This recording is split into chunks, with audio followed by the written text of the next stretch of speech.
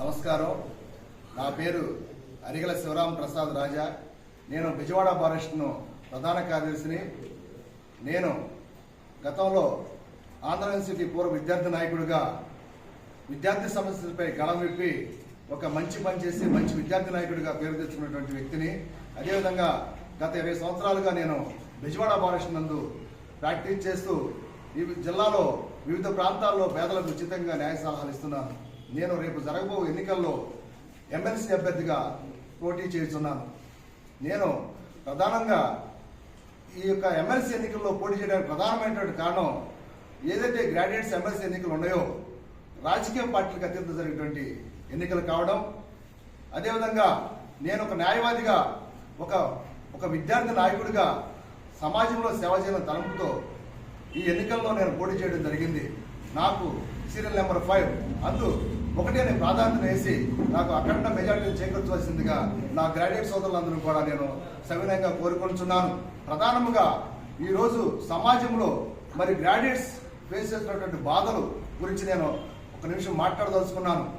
మరి గ్రాడ్యుయేట్స్కి కంపల్సరిగా ఒక జాబ్ క్యాలెండర్ అనేది ఉండాలి. ప్రతి సంవత్సరం ఒక జాబ్ క్యాలెండర్ ఉంటే ఒక నెలలో ఎగ్జామ్ జరుగుతాయి కాబట్టి ఆ ఎగ్జామ్స్ ప్రిపేర్ అవుతారు, ఆ ఎగ్జామ్స్ రాయడం జరుగుతుంది.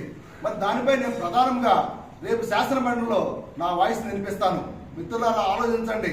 అదేవిధంగా మన జరిగినటువంటి గ్రూప్ 2 ఎగ్జామ్లో కూడా ఏపీపీఎస్ చైర్మన్ గారిని కూడా నేను ఒక వినమ్రంగా అడుగుతున్నాను. అమ్మా, మీరు మనం జరిపినటువంటి ఎగ్జామ్స్లో రాత్రి 10 గంటల వరకు కూడా ఎటువంటి సమాచారం లేకుండా మా సోదరులందరూ కూడా ఇబ్బంది పడ్డారు. మీకు దయించి చేతులెత్తి నమస్కరిస్తున్నా, మీరు మీ పదవి నుంచి తప్పుకోండి. ఎవరైతే ఈ రాష్ట్రంలో ఐఏఎస్ ఐపీఎస్ ఆఫీసర్లు ఉన్నారో పరిణితి చెందినటువంటి ఒక వ్యక్తిని ఏపీపీఎస్ చైర్మన్ గా నియమించాలని చెప్పి నేను డిమాండ్ చేస్తున్నాను. అదేవిధంగా ఐఏఎస్ ఆఫీసర్ కూడా ఒక ప్రధానంగా నేను ఒక మాట చెప్తున్నాను. అయ్యా, మీరు జిల్లాకు ప్రథమ పౌరులు, మీ యొక్క సేవలు మాకు అవసరం. ఇంకా ఎమ్మెల్యేనో ఎంపీనో ఒక మినిస్టర్నో ప్రథమ పౌరుడు అనరు. మీరు ఎంతో యూపీఎస్సీ అనేటువంటి ఒక గొప్ప సర్వీస్ ద్వారా రావడం జరిగింది సమాజానికి సేవ చేస్తానికి. అటువంటి వ్యక్తులు రాజకీయ పార్టీల అతీతంగా మీరు పనిచేయాలి. రాజకీయ పార్టీల అధికారంలోకి వస్తూ ఉంటే మార్పు చెందుతూ ఉంటే, కానీ మీరు ఎప్పుడు కూడా శాశ్వతమే. సమాజాన్ని ఆలోచించండి, ప్రజాస్వామ్యాన్ని రక్షించండి. అదేవిధంగా న్యాయవాదులకు ఒక రక్షణ చట్టం కావాలి. అదేవిధంగా నా మీడియా మిత్రులందరూ కూడా రోజు నిత్యం ఎంతో సర్వీస్ చేస్తూ వాళ్ళ యొక్క భావ ప్రకటన స్వేచ్ఛను వినిపిస్తున్నారు. మిత్రులందరికీ కూడా ఒక రక్షణ చట్టం కావాలి. సమాజంలో ఎప్పుడైతే న్యాయవాదులు మీడియా మిత్రుల వాయిస్ కనుక స్వచ్ఛంగా నిర్భయంగా ఉంటుందో ప్రజాస్వామ్యానికి మనుగడ ఉంటుంది. మేము చెప్తున్నాం, ఐఏఎస్ ఆఫీసర్స్ కానీ ఐపీఎస్ కూడా అందరూ కూడా సవినయంగా విన్నవించుకున్నాను. ఎవరైతే న్యాయవాదులు కానీ మీడియా మిత్రులు కానీ సామాజిక కార్యకర్తలను కూడా మీరు రక్షించాల్సిన బాధ్యత మనపై ఉంది. మనందరం ఉండి వీరి వైపు ఉండి వెనకాల ఉంటే ప్రజాస్వామ్యాన్ని రక్షించుకునే పరిస్థితి మనకు 100% ఉంటుంది. అదేవిధంగా నేను ఒక టీచర్ కొడుకుగా టీచర్స్ అందరూ కూడా నేను ఈ ప్రెస్ మీట్ ద్వారా తెలియజేస్తున్నాను. మీ అందరికి నమస్కరిస్తున్నాను. అయ్యా, మీరు గత 4 సంవత్సరాల బట్టి 4 టర్మ్లో ఎమ్మెల్సీ అయినటువంటి అభ్యర్థి ఎప్పుడు కూడా మీ సమస్యలపై కానీ అదేవిధంగా ఈ నిరుద్యోగులటువంటి గ్రాడ్యుయేట్ సమస్యలపై కానీ ఎప్పుడు ఎక్కడికక్కడ శాసన మండలిలో మాట్లాడలేదు. నేను ఒక మాట క్వశ్చన్ చేస్తున్నాను, మీరు ఎప్పుడైనా మండలాల వారీగా సమీక్షలు నిర్వహించారా? ఎప్పుడైనా మీ స్కూల్స్ లో కామన్ ఎజెండాపై మీరు పోరాటం చేశారా? కామన్ ఎజెండాపై మీరు పోరాటం చేయలేదు. అందుకే ఈ ఎలక్షన్స్ లో నేను ఈక్వాలిటీ అనే సిద్ధాంతంపై మీ ముందుకు వచ్చాను. అందరూ ఆలోచించండి.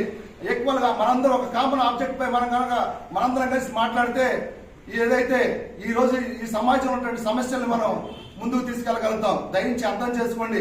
రేపు జరగబోయేటువంటి ఎమ్మెల్సీ ఎన్నికల్లో నా సీరియల్ నెంబర్ 5 పై 1 అనే అంకెను వేసి మరి నాకు అఖండ మెజార్టీని కలగజేయవలసిందిగా మీ అందరినీ సవినయం కోరుకుంటున్నాను. ఇంకో విషయం కూడా నేను చెప్పకూడదనుకున్నాను, చెప్తున్నాను.